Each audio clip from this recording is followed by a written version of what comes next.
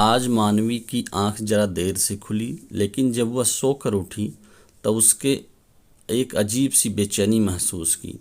अपनी बिगड़ी हालत देखकर वह समझ गई कि जरूर उसके साथ बहुत कुछ हुआ है। तब उसने अधीरता से रवि को आवाज़ लगाई, पर उसकी आवाज़ से सुनाई नहीं दी। जरूर रवि मेरे लिए चाय बना रहा होगा, यही सोचकर वह देर तक आंखें मूंदे बिस्तर पर पड़ी रही। लेकिन जब काफ़ी देर बाद रवि की आवाज़ नहीं आई, तब मानवी का माथा ठनका। फिर वह किसी तरह अपनी बची शक्ति समेटकर बड़ी मुश्किल से उठी और धीरे धीरे चलती हुई किचन की तरफ बढ़ी। पर यह क्या, रवि तो किचन में भी नहीं था। तभी उसकी नज़र घर के सामने सामान पर पड़ी। सामने वाली अलमारी का ताला टूटा पड़ा था और उसमें रखा सारा कीमती सामान गायब था। ये सब देखकर मानवी की चीख निकल गई। तब वह धम से सामने पड़े सोफे पर बैठ गई और अनायास ही उसका दिल भर आया। एक तरफ वह बहुत कमजोरी महसूस कर रही थी, तो दूसरी तरफ मानसिक व आर्थिक रूप से अक्षम हो चुकी थी। उसे आज समझ आ रहा था कि उसने रवि के साथ लिविंग में रहकर कितनी बड़ी भूल की। कुछ भी ऐसा मत करना बेटी, जिससे बाद में मुझे पछताना पड़े। दिल्ली आते समय उसके बाबूजी उससे बोले थे, ओह बाबूजी, मैं वहाँ कुछ बनने जा रही हूँ, इसलिए कुछ भी ऐसे वैसे की तो गुंजाइश ही नहीं है। इतना कहकर उसने आगे बढ़कर अपने बाबूजी के चरण स्पर्श कर लिए। फिर वह अपनी आंखों से सामने ढेर सारे सपने लिए दिल्ली जा पहुंची। छोटे शहर में मानवी की दिल्ली स्वप्न नगरी से कम नहीं थी। अपनी मंजिल की तरफ बढ़ते हुए कब रवि उसका हमसफ़र बन बैठा, इसका एहसास तो उसे बहुत देर में हुआ। तभी अचानक मानवी को याद आने लगा कि रात को रवि ने जो ड्रिंक में ऑफ़र किया था, ज़रूर उसमें कुछ मिलाया होगा। तभी तो उस ड्रिंक को पीते ही उसे बेहोशी छाने लगी थी और शायद इसी वजह से उसका गर्भपात हुआ। अब तो जैसे उसे सोचने समझने की शक्ति खत्म हो गई। अभी कल ही तो रवि ने उसे मंदिर में शादी की। वैसे यह बात नहीं है, मानवी ने यह निर्णय जल्दबाजी में लिया, बल्कि लगातार 2 साल लिविंग में रहने के बाद उसने यह निर्णय लिया था। फिर अचानक मानवी की सारी बीती बातें रवि की सोची समझी चाल का हिस्सा लगने लगी थी। 2 महीने का गर्भ है, मुझे अब तो शादी कर लो मुझसे। मानवी जब रवि से बोली तो खुश होने के बजाय उल्टा उस पर बरस पड़ा था। पता नहीं तुम आजकल की लड़कियों को क्या होता जा रहा है। सरकार गर्भ निरोधक के लिए नए नए तरीकों पर लाखों रुपए बर्बाद कर रही है, पर तुम लोगों के कानों पर जूं नहीं रेंगती। मैं तो मस्त मौला हूँ, पर तुमको ध्यान रखती थी। रवि अचानक आक्रामक हो उठा। ये सब सुन मानवी का मुंह उतर गया। फिर वह रोने सी अपने कमरे की तरफ बढ़ गई थी। थोड़ी देर रो लेने के बाद जब उसकी जी हल्का हुआ, तब वह उसने रवि के सामने खड़ा पाया। उसके हाथ में एक ट्रे थी जिसमें कॉफ़ी के 2 मग, मानवी के मनपसंद वेज सैंडविच थे। लो जाने मन गुस्सा थूको और नाश्ता कर लो। ऐसी स्थिति में तो तुम्हें बिल्कुल भूखा नहीं रहना चाहिए, और फिर हमारा नन्हा शैतान भी तो भूखा होगा। इतना कहकर रवि ने अपने हाथों में पकड़ी ट्रे मानवी के सामने रख दी थी। वैसे तुम जानते सब कुछ हो, पर अनजान बनने का नाटक करते हो। शायद इसी वजह से मैं तुम्हें अपना दिल दे बैठी। इतना कहकर मानवी ने रवि को खींचकर अपने पास बिठा लिया और फिर दोनों नाश्ता करने लगे। मानवी, ऐसा करते हैं कि आज दोपहर में मूवी देखते हैं और फिर लंच भी बाहर ही कर लेंगे। रवि खाली ट्रे उठाते हुए बोला, पर हाँ, आज का सारा खर्च तुम्हें ही करना होगा, क्योंकि मेरी हालत ज़रा टाइट है। वह तो ठीक है जनाब, पर आज तुम्हारा आशिकी भरा व्यवहार देखकर मुझे तुम पर बहुत प्यार आ रहा है। यह कहते कहते वह रवि से लिपट गई थी।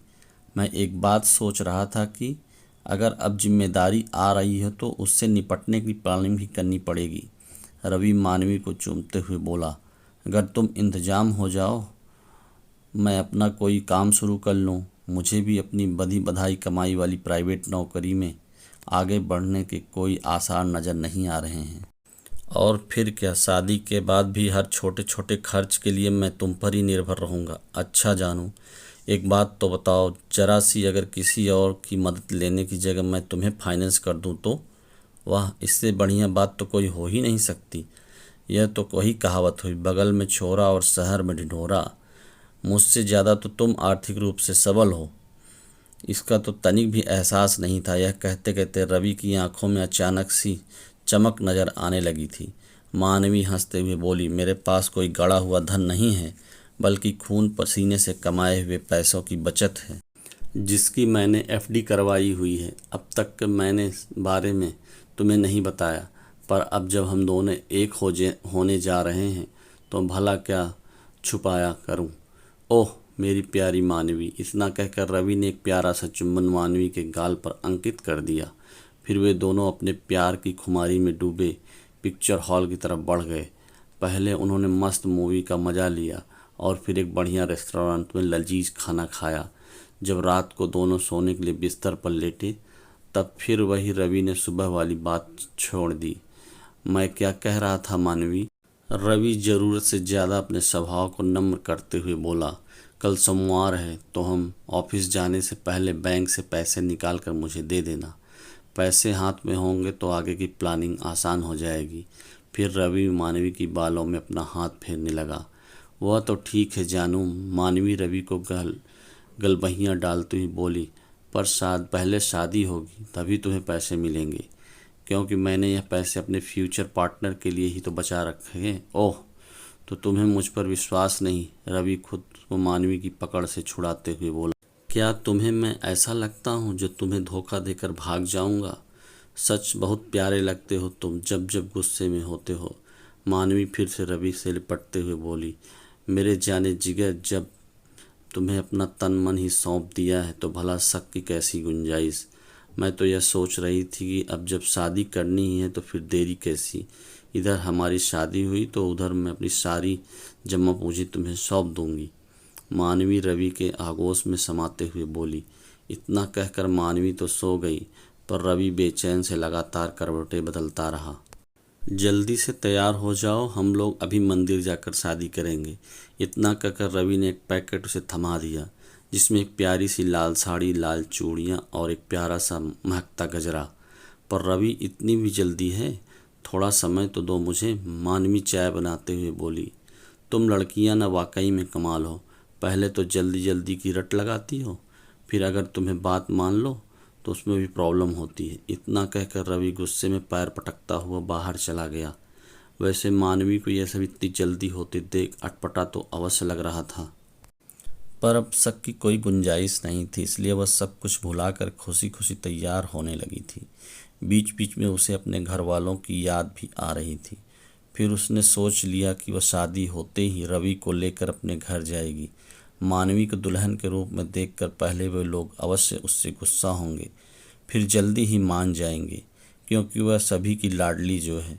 वाह क्या गजब ढा रही हो तुम दुल्हन के रूप में, आज तो तुम पर फिदा हो जाएंगे। रवि ने इसकी चुटकी पर मानवी शर्मा कर उसे गले लग जाती है। अरे सुनो, तुम्हारा बैंक भी तो मंदिर के रास्ते में पड़ता है। रवि बोला, तुम भी ना हर काम में जल्दी में रहती हो। मानवी अपना मांग का टीका करते हुए बोली, वैसे मुझे कम से कम इतना तो बताओ, तुम कौन सा काम शुरू करने जा रहे हो? मैडम, यह सरप्राइज़ है तुम्हारे लिए। बस यह समझ लो कि यह शादी का तोहफा है तुम्हारे लिए।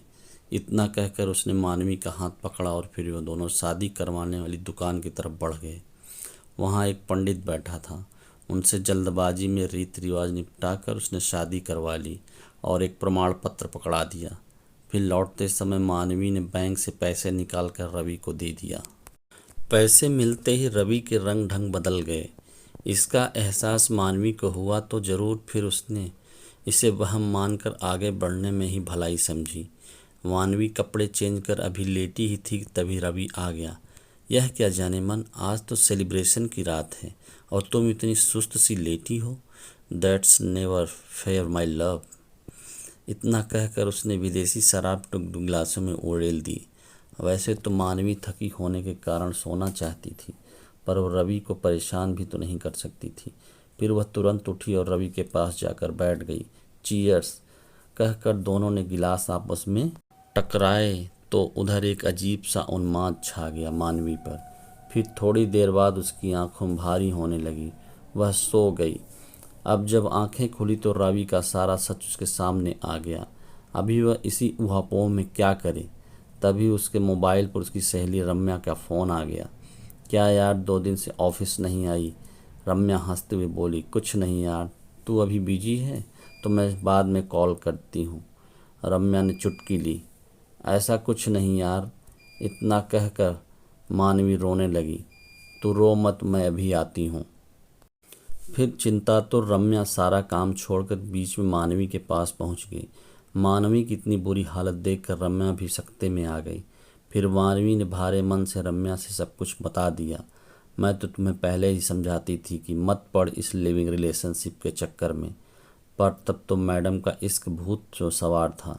लिविंग का एक कच्चा रिश्ता होता है जो किसी को भी सुख नहीं देता।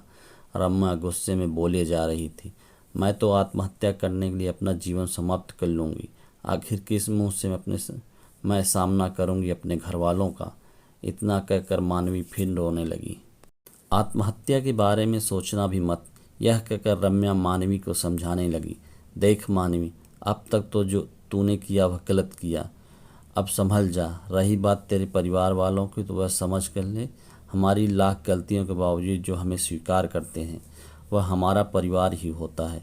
तू शायद यह नहीं जानती कि अपने दोस्त हो चुनते हैं, हमारी फैमिली चुनती है। शुरू में तो तेरे परिवार वाले तेरे शुभचिंतक होने के नाते तुझे अवश्य डांटेंगे, लेकिन फिर तुझे खुले मन से स्वीकार भी कर लेंगे। आत्महत्या तो रवि को करनी चाहिए, उसने सच्चे दिल से चाहा था, पर दगाबाज तो वही निकला जो तुझे आर्थिक, मानसिक व शारीरिक स्तर पर धोखा देकर चंपत हो गया। वह सातिर तो तेरे पैसे के ऐश कर रहा होगा और तू यहाँ रो रो कर बेहाल हो रही है। फिर रम्या ने उसके आंसू पोंछे और उसे अपनी कार में बैठा कर डॉक्टर के पास ले गई। डॉक्टर ने पहले मानवी का चेकअप किया, फिर थोड़े उपचार के बाद उसे दवाएं लिख दी, जिससे मानवी को बहुत आराम मिला।